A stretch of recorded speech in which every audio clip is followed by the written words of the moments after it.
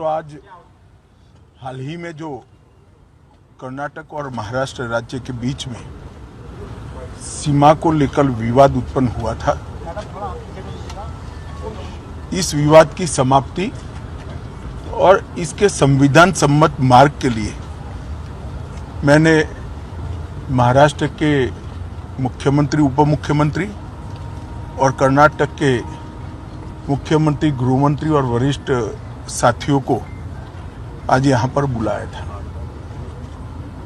दोनों पक्षों के साथ भारत सरकार के गृह विभाग के ऑफिसर की उपस्थिति में बहुत अच्छे माहौल में बात हुई है। दोनों मुख्यमंत्रियों ने सकारात्मक अप्रोच रखा है और कुल मिलाकर इस बात पर सहमति हुई है कि डिस्प्यूट के रास्ते और डिस्प्यूट का समाधान लोकतंत्र के अंदर रोड पर नहीं हो सकता, संविधान सम्मत मार्ग से हो सकता है।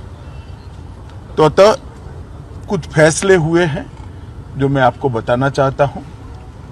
सबसे पहले, जब तक सुप्रीम कोर्ट का इस बारे में निर्णय नहीं आता, कोई भी राज्य इसके बारे में एक दूसरे राज्य पर क्लेम या तो डिमांड जनरेट नहीं करेगा। दूसरा, दोनों राज्यों के मिलाकर दोनों ओर से 6 मंत्री बैठेंगे और इस पर डिटेल नीचे तक परकोलेशन किस प्रकार से हो, इसकी चिंता और चर्चा करेंगे। छोटे छोटे और कई मुद्दे भी हैं दो राज्यों के बीच में,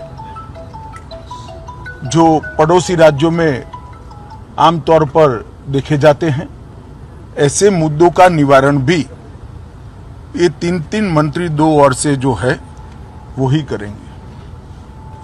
दोनों राज्यों में कानून और व्यवस्था की परिस्थिति ठीक रहे, अन्य भाषाभाषी आबादी को या तो यात्रियों को या व्यापारियों को किसी भी प्रकार की परेशानी न झेलनी पड़े, इसके लिए एक सीनियर आईपीएस अफसर की अध्यक्षता में दोनों राज्य कमिटी बनाने के लिए सहमत हुए हैं, जो कानून और व्यवस्था को संविधान के हिसाब से ठीक रखने में प्रयास करेंगे।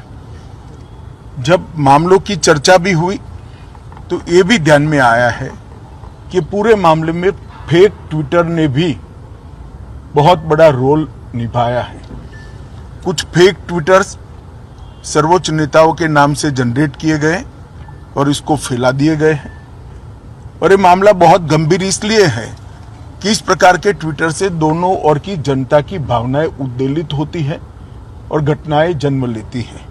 तो तय हुआ है कि जहां जहां भी इस प्रकार के फेक ट्विटर के मामले सामने आए हैं, वहां पर एफआईआर रजिस्टर्ड की जाएगी और जिन्होंने किया है उसको भी जनता के सामने एक्सपोज किया जाएगा।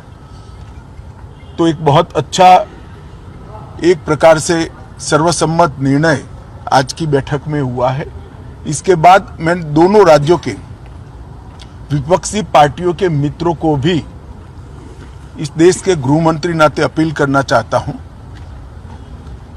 राजनीतिक विरोध जो भी हो, जो विपक्ष में बैठे हैं सरकार के सामने राजनीतिक कार्यक्रम ले सकते हैं, परंतु दोनों राज्यों की जनता के हित में और दोनों राज्यों की बॉर्डर पर अन्य भाषाभाषी जो लोग बस रहे हैं इनके हित में अब इसको कम से कम राजनीतिक मुद्दा न बनाया जाए। एक कमेटी जो बनी है वो कमेटी की चर्चा का आउटकम और सुप्रीम कोर्ट के फैसले का इंतजार किया जाए। मुझे विश्वास है कि दोनों राज्यों में कांग्रेस, एनसीपी और उद्धव ठाकरे जी का ग्रुप, ये सारे नेता इस बात में सहयोग करेंगे कि इस बात को राजनीतिक रंग न दिया जाए। धन्यवाद।